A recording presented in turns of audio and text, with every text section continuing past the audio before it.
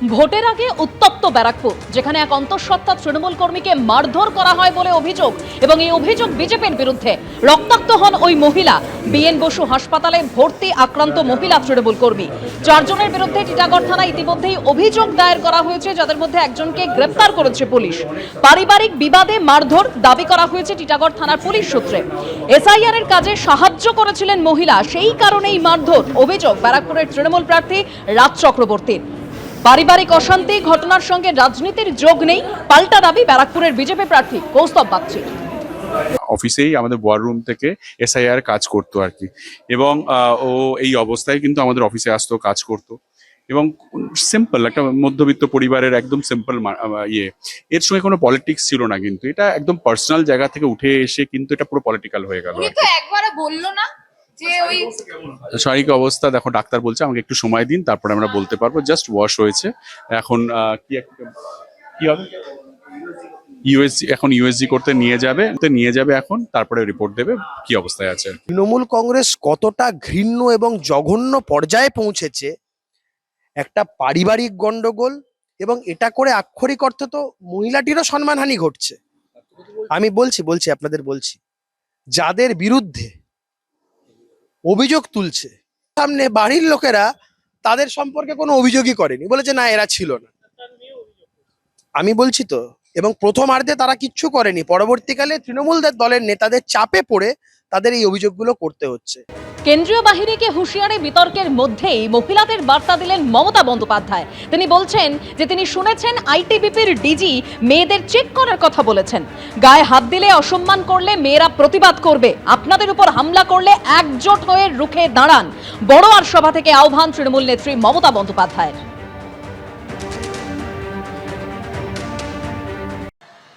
এবার কালকে পরশুদিন নাকি আইটিবিটি ডিজি এসেছিল কলকাতায়, বলেছেন মেয়েদের পরীক্ষা করে দেখা হবে, চেক করা হবে। আমি বললাম বাংলাটা কিন্তু একটু অন্যরকম। মেয়েদের গায়ে হাত দিলে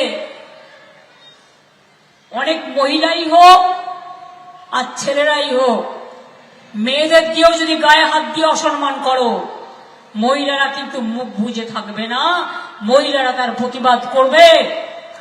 ভোটটা দেবেন, আর আপনাদের উপর যদি হামলা করতে আসে একজোটে মেয়েরা দাঁড়িয়ে যাবেন।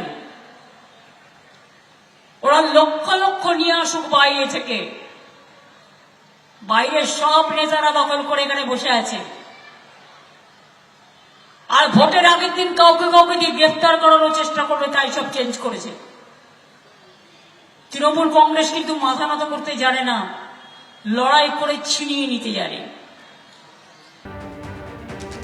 মমতা বন্দ্যোপাধ্যায় যখন এভাবে মহিলাদের রুখে দাঁড়ানোর বার্তা দিচ্ছেন, তখন মমতা বন্দ্যোপাধ্যায়ের এই বক্তব্য প্রসঙ্গে বিজেপির মুখপাত্র দেবজিৎ সরকার তিনি বলছেন এভাবে তিনি হিংসা ছড়াচ্ছেন, প্ররোচনা ছড়াচ্ছেন।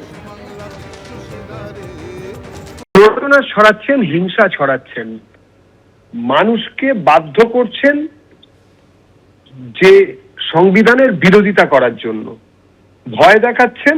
এগুলো বন্ধ হওয়া দরকার। পশ্চিমবঙ্গের বাঙালি এই জিনিস বরদাস্ত করবে না। এই জিনিস বেশি দিন চললে জনতা সংঘবদ্ধ প্রতিরোধে নামবে। তখন যদি আইন শৃঙ্খলার কোনো অবনতি হয়, তার জন্য পুরোপুরি মমতা বন্দ্যোপাধ্যায় এবং তার সঙ্গে নির্বাচন কমিশনও দায়ী থাকবেন। কেননা মমতা দেবীর এইসব কথাবার্তাকে কোন রকম ভাবে বন্ধ না করার জন্য নির্বাচন কমিশনকে মানুষ কিন্তু দায়ী করবে।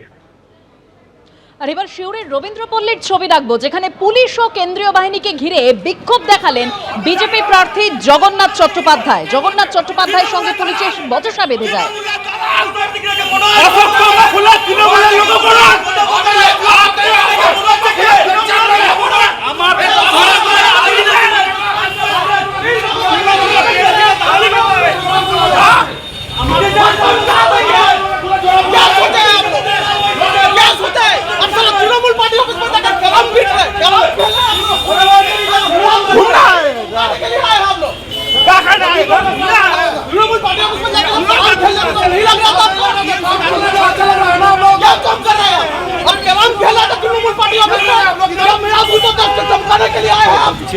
जहाँ चमकना चाहिए हमारे ही जाते हैं। आप लोग कहाँ से आए? आप लोग कहाँ पोस्टेड है? क्या नाम है आपका? आपका नाम क्या है?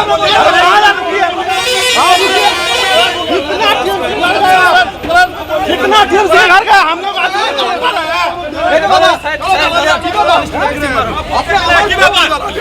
ছুটি ছেড়ে দিয়ে খেকার হয়ে গেছে। আরে এই যে